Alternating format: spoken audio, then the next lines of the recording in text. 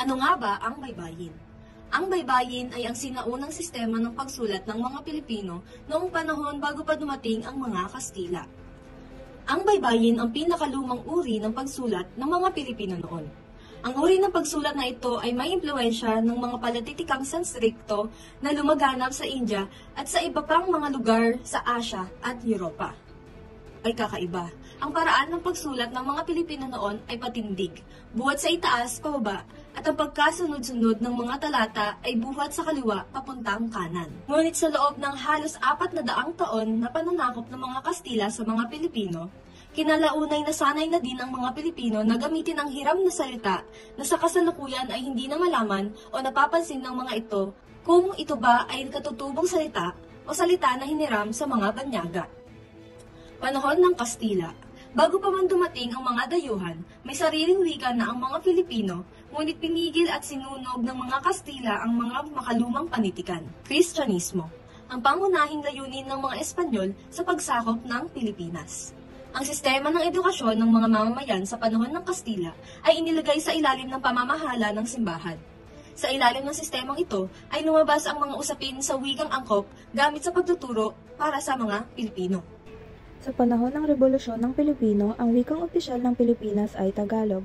Ipinahayag ni Pangulong Emilio Aguinaldo na ang wikang pambansa ng Pilipinas ay Filipino, na kung saan dapat itong payabungin at pagyamanin pa sa umiiral na wika sa Pilipinas at iba pang wika.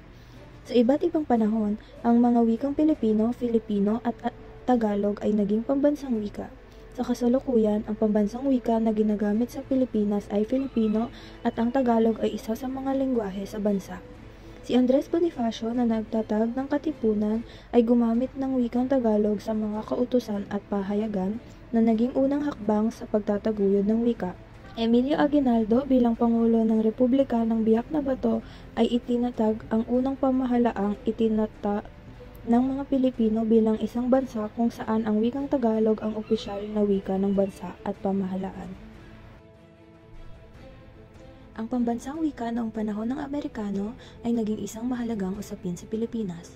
Si Lope K. Santos, isang kilalang manunulat sa Tagalog, ay nagkaroon ng mahalagang kontribusyon sa pagpapalaganap at pagpapayaman ng wikang pambansa. Noong Hunyo 26, 1902, isinumite ni Lope K. Santos ang panukalang batas bilang 148 na naglalayong gawing Tagalog ang opisyal na wika ng Pilipinas. Ito ay isa sa mga hakbang na naglalayong itaguyod ang paggamit ng wikang pambansa sa bansa, na nagpapakita ng pagmamahal at pagpapahalaga sa sariling kultura at identidad ng mga Pilipino. Noong panahon ng Hapon, ang gobyerno ng Hapon ay nag-endorso ng paggamit ng wikang Hapon at nagtatag ng Nihongo Institute upang matuto ang mga guro sa pagtuturo ng Hapon. Ngunit kahit na ganito, nagpatuloy pa rin ang pagsasigawa ng mga pagpapalaganap at pangangalaga sa wikang Pilipino. Matapos ang digmaan, ang pangangalaga sa pambansang wika ay inabandona hanggang sa ilang taon hanggang sa pagpapatupad ng Nihongo ng wikang pambansa noong 1954 ni Pangulong Ramon Magsaysay.